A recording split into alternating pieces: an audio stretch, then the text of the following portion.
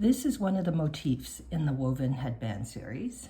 All the headbands start with a cast on at the bottom onto hair elastic, and then the cables start at the bottom, and they will travel either right or left until they hit an edge. And when they reach the edge, they'll turn around and continue traveling.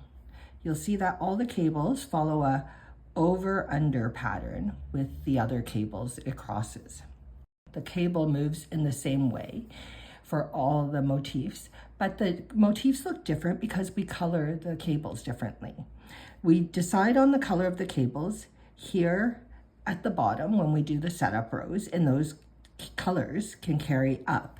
And because of the different colors, the motif looks different. Because the headband is so narrow, I've also introduced a change in color for these cables. So you can see on this side, when it reaches the edge, it stays the same color and starts to go the other way. But if I turn it over, I have a different motif on the back.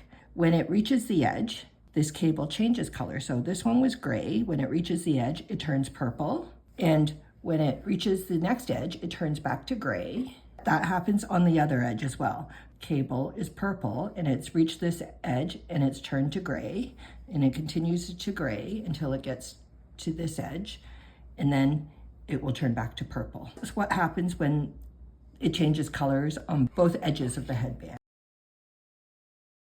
This is a motif that changes color only on one side. Here you can see that this yellow has traveled to the right and changed to purple and has traveled to the left.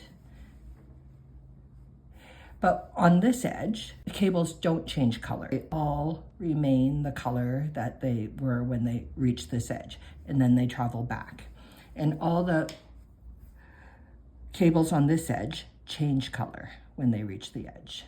And that just gives more possible variations for the motif.